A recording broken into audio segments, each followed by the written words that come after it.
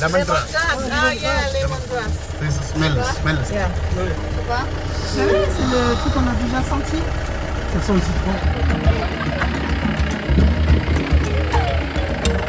ഇടുക്കിയിലെ മിക്ക ടൂറിസ്റ്റ് കേന്ദ്രങ്ങളുടെയും മുഖ്യ ആകർഷണമാണ് ജീപ്പ് സഫാരി.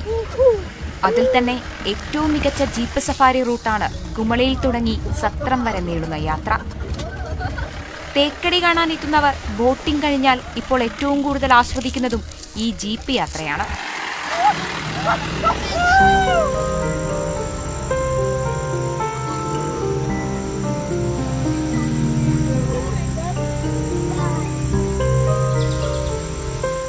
आंध्रा से आए हैं इधर और जर्नी बहुत अच्छा लगा. हमें बहुत अच्छा देखने को मिला. प्यारा मंजर है और हम लोग बहुत एंजॉय करें.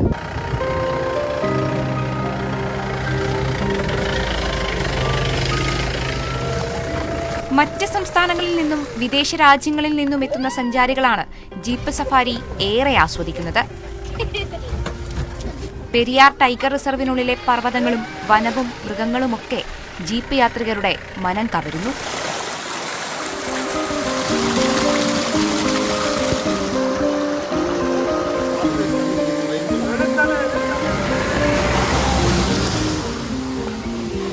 Wonderful. We have spent a good moment with our driver.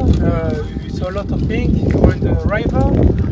We saw elephants, buffalo, and it's very great to come here.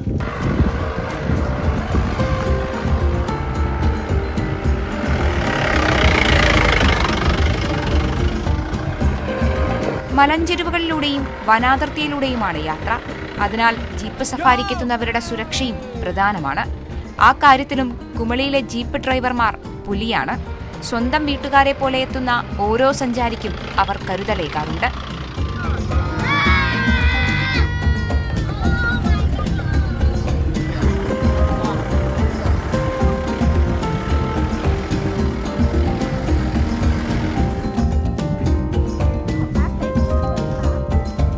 Off road പിന്നെ അത്യാവശ്യം ആനിമൽസിനെയൊക്കെ കാണാൻ പറ്റുന്നുണ്ട്.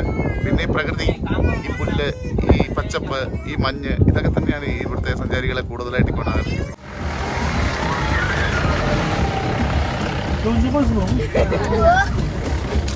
ഓഫ് റോഡ് ഡ്രൈവ് ഇഷ്ടപ്പെടുന്നവർക്ക് ഒരിക്കലും മറക്കാനാകാത്തൊരു യാത്രാനുഭവം കുമളി സത്രം ജീപ്പ് സഫാരി ഉറപ്പു നൽകുന്നുണ്ട്.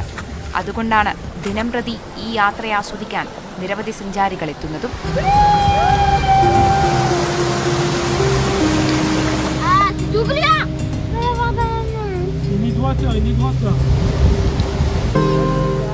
മാതൃഭൂമി ന്യൂസ്, കുമളി.